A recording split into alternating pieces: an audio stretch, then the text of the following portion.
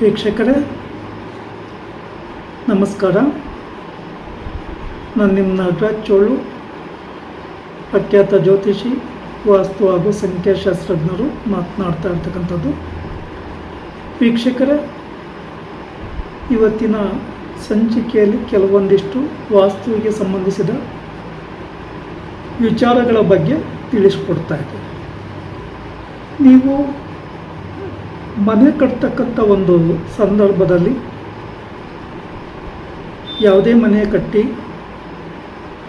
ಚಿಕ್ಕದಾದರೂ ಕಟ್ಟಿ, ದೊಡ್ಡದಾದರೂ ಕಟ್ಟಿ, 2 ಫ್ಲೋರಲ್ಲಾದರೂ ಕಟ್ಟಿ, ಅಥವಾ ಸಿಂಪಲ್ಲಾಗಾದರೂ ನೀವು ಮನೆ ಕಟ್ಟಿ, ಆದರೆ ಆ ಮನೆಗೆ ವಾಸ್ತು ಪ್ರಕಾರದ ಪೂರ್ಣ ಮಾಹಿತಿಗಳನ್ನು ತಿಳ್ಕೊಂಬ ಪ್ರಯತ್ನ ಮಾಡಿ, ಅಥವಾ ಆ ಸಂಬಂಧಿಸಿದ ಪ್ಲ್ಯಾನ್ ಮಾಡಿಸ್ಕೊಂಡು ಮನೆ ಕಟ್ಟೋದು ತುಂಬ ಉತ್ತಮ.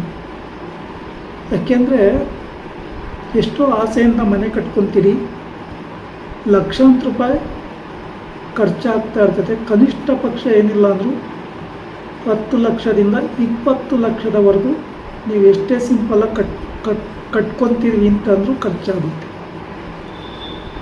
ಕೆಲವೊಂದು ಕಡೆ ನಾನು ವಾಸ್ತು ಪರಿಶೀಲನೆ ಮಾಡಿದಾಗ ಮನೆಯ ಮುಖ್ಯ ಬಾಗಿಲು ಒಂದನ್ನು ಮಾತ್ರ ವಾಸ್ತು ಪ್ರಕಾರವಾಗಿ ಕೊಡ್ತಾ ಇದ್ದಾರೆ. ಇನ್ನಿತರೆ ಎಲ್ಲ ಕೊಠಡಿಯ ಬಾಗಿಲುಗಳು ತಪ್ಪಾದಾಗ ಅವರು ಯಾಕೆ ಸರಿ ಮಾಡ್ಕೊಂಬಕ್ಕೆ ಸಾಧ್ಯ? ಮೊದಲೇ ಕಷ್ಟದಲ್ಲಿ ಸಾಲ ಮಾಡಿಕೊಂಡು ಏನೋ ಮಾಡಿ ಒಂದು ಮನೆ ಮಾಡ್ಕೊತೀವಿ ಅಂತ ಅಭಿಲಾಷೆಯಲ್ಲಿ ಕಟ್ಕೊತಾ ಇರ್ತಾರೆ. ಪ್ರತಿ ಕೊಠಡಿಯ ಬಾಗಿಲುಗಳು ತಪ್ಪಾದಾಗ ಆಗ ಆ ಮನೆಯೇ ಪೂರ್ಣ ಆಗೋದು ತುಂಬ ಕಷ್ಟ ಸಾಧ್ಯ ಆಗುತ್ತೆ. ಯಾರಲ್ಲೂ ಹೇಳ್ಕೊಳ್ಳಿಕ್ಕೂ ಆಗಲ್ಲ, ಮತ್ತೆ ಬದಲಾವಣೆ ಮಾಡಲಿಕ್ಕೂ ಕಷ್ಟ ಸಾಧ್ಯ ಆಗುತ್ತೆ. ಇದು ಮೊನ್ನೆ ನಾನು ಆಗಲವಾಡಿ ಹತ್ರ ಯಾಂಡ್ ಪೋಸ್ಟ್ ಹತ್ರ ಒಂದು ಮನೆ ನೋಡಿದಾಗ ತುಂಬ ನೋವಾಯಿತು. ಮನೆ ಕಟ್ಟಿಕೊಳ್ಳುವ ಅವಸರದಲ್ಲಿ ಇಂಜಿನಿಯರೇ ತಪ್ಪು ಮಾಡ್ತಾನೋ, ಮೇಸ್ರಿಯೇ ತಪ್ಪು ಮಾಡ್ತಾರೋ, ಕಟ್ಟಿಸ್ಕೊಂಬವ್ರಿಗೆ ಮನೆ ಕಟ್ಟಬೇಕು ಅಂತಕ್ಕಂಥ ಅಭಿಲಾಷೆ ಇರ್ತಕ್ಕಂಥವ್ರು ಯಾಕೆ ಬೇಕೋ ಅವಾಗೆ ಅವ್ರ ಅನುಕೂಲಕ್ಕೆ ತಕ್ಕಾಗಿ ಮನೆ ಕಟ್ತಾರೆ. ಯಾವಾಗ ಇವ್ರ ಕೈಯಿಂದ ಹಣ ಮುಗಿಯುತ್ತೋ ಕಟ್ಟೋರು ಸಹ ಬೇರೆ ಕಡೆಗೆ ಹೊರಟೋಗ್ತಾರೆ. ನಿಮ್ಮ ಮನೆಯ ವಾಸ್ತು ಪ್ರಕಾರ ನೋಡುವಾಗ ಯಾವೊಂದು ವಿಚಾರಗಳನ್ನು ವಾಸ್ತು ಪ್ರಕಾರ ಫಾಲೋ ಅಪ್ ಮಾಡಿರಲ್ಲ, ಆಗ ನಿಮಗೆ ಯಾವುದೇ ಪೂರ್ಣ ಫಲಾಫಲಗಳು ಸಿಗುವುದಿಲ್ಲ. ಇಲ್ಲಿ ಏನಾಗಿದೆ, ಕೆಲವು ಸಂದರ್ಭಗಳಲ್ಲಿ ಈ ಉತ್ತರ ಪೂರ್ವ ಈಶಾನ್ಯದಲ್ಲಿ ದೇವ್ರ ಮನೆಯನ್ನು ಕೊಟ್ಟಾಗ ದೇವ್ರ ಮನೆಗೆ ನೀಚ ಸ್ಥಾನದ ಬಾಗಿಲನ್ನು ಕೊಟ್ಟಿದ್ದಾರೆ. ಮತ್ತು ಭಾರ ಈ ವಾಯುವ್ಯ ಉತ್ತರ ಈಶಾನ್ಯದಲ್ಲೇ ಜಾಸ್ತಿ ಭಾರವನ್ನು ಹಾಕಿದ್ದಾರೆ. ನೈಋತ್ಯ, ದಕ್ಷಿಣ, ಆಗ್ನೇಯದ ಕಡೆ ಭಾರವೇ ಇಲ್ಲ. ಮತ್ತು ಬಾಗಿಲುಗಳನ್ನು ನೀಚ ಸ್ಥಾನದಲ್ಲಿ ಕೊಟ್ಟಾಗ ಆ ಮನೆ ಪರಿಪೂರ್ಣ ಆಗೋದೇ ಇಲ್ಲ. ಆಗ ಏನಾಗುತ್ತೆ ಅಂದರೆ ನೋವಾಗುತ್ತೆ, ಸಂಕಟ ಆಗುತ್ತೆ. ಯಾರು ಎಲ್ಲಿ ಹೇಳ್ಕೊಂಡು ಸಹ ಪರಿಹಾರದ ದಾರಿ ಮಾರ್ಗಗಳು ಸಿಗಲ್ಲ. ಆ ಬಾಗಿಲುಗಳೇ ತಪ್ಪಾದಾಗ ನಮಗೂ ಸಜೆಷನ್ಸ್ ಕೊಡೋಕ್ಕಾಗಲ್ಲ.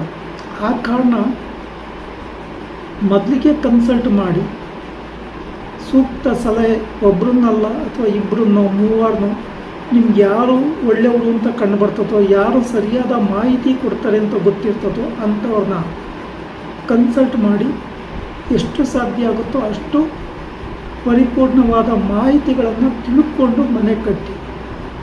ಮನೆಯೂ ಆಗುತ್ತೆ, ಆ ಮನೆಯಿಂದ ನಿಮಗೆ ಶುಭ ಫಲಗಳು ಸಿಗುತ್ತೆ, ನೀವು ಪಟ್ಟ ಶ್ರಮಕ್ಕೆ ಉತ್ತಮವಾದಂಥ ಫಲಾಫಲಗಳು ಸಿಗುತ್ತೆ. ಇನ್ನು ಕೆಲವೊಂದು ಮನೆಗಳಲ್ಲಿ ಏನು ಮಾಡಿದರೆ, ಈ ಬಾತ್ರೂಮ್ ಮಾಡಬೇಕಾದ್ರೆ ಆಗ್ನೇಯದಲ್ಲೇ ಕೊಟ್ಟಿದ್ದಾರೆ, ದಕ್ಷಿಣದಲ್ಲಿ ಬೆಡ್ರೂಮ್ ಹತ್ರ ಕೊಟ್ಟಿದ್ದಾರೆ, ಹೆಂಗೂ ಮಾಸ್ಟರ್ ಬೆಡ್ರೂಮ್ ಇರ್ತದಲ್ವ ಅಂತೇಳಿ ಕೆಲವು ಕಡೆ ಕೊಟ್ಟಿದ್ದಾರೆ. ಇನ್ನು ಕೆಲವು ಕಡೆ ಈ ಮೇಲ್ಗಡೆ ಏನಾದರೂ ಐಟಮ್ ಹಿಡಿಲಿಕ್ಕೆ ಎಲ್ಲ ಈ ಸೆಲ್ಫ್ ರ್ಯಾಕ್ ಥರ ಇದು ಮಾಡ್ತಾರಲ್ವ, ಅವುಗಳನ್ನು ಉತ್ತರ ಈಶಾನ್ಯ ವಾಯುವ್ಯದಲ್ಲಿ ಕೊಟ್ಟಿರ್ತಾರೆ. ಆ್ಯಕ್ಚುಲಿ ಅವು ಬರಬೇಕಾಗಿರೋದು ಪಶ್ಚಿಮ ನೈಋತ್ಯ ವಾಯುವ್ಯ ಅಥವಾ ಪಶ್ಚಿಮ ನೈಋತ್ಯ, ದಕ್ಷಿಣ, ಆಗ್ನೇಯದ ಕಡೆ ಬಂದರೆ ಒಳ್ಳೆಯದು. ಹಾಗೆ ತಪ್ಪು ಮಾಡಿಕೊಟ್ಟಾಗ ಸಮಸ್ಯೆಗಳನ್ನು ಎಲ್ಲ ರೀತಿಯಲ್ಲೂ ಅನುಭವಿಸೋದು ನೀವೇ. ಇನ್ನು ಕೆಲವೊಂದು ಕಡೆ ದೇವರ ಮನೆಯನ್ನ ದೇವರಲ್ವ ಎಲ್ಲಿ ಬೇಕಾದರೂ ಇಡ್ಬೋದು ಅಂಥೇಳಿ ದೇವ್ರ ಮನೆಗಳನ್ನು ಕೊಡ್ತಾರೆ. ಹಾಗಾಗಿ ಸಾಕಷ್ಟು ವಿಚಾರಗಳನ್ನು ತಿಳ್ಕೊಳ್ಳಿ. ನಿಮ್ಮ ಮನೆಗೆ ಹಾಕಬೇಕಾದ ಮಾರ್ಬಲ್ ಕಲರ್ ಯಾವ ರೀತಿ ಇರಬೇಕು, ಮನೆಯನ್ನು ಕಟ್ಟಬೇಕಾದ್ರೆ ಯಾವ ಒಳ್ಳೆಯ ಮುಹೂರ್ತದಲ್ಲಿ, ರಾಜಯೋಗದಲ್ಲಿ, ಶುಭ ರಾಜಯೋಗದಲ್ಲಿ ನೀವು ಮನೆ ಕಟ್ಟಲಿಕ್ಕೆ ಶುಭ ಮುಹೂರ್ತವನ್ನು ತೆಗೆದುಕೊಂಡ್ರೆ ಉತ್ತಮವಾಗಿ ಇರ್ತದೆ.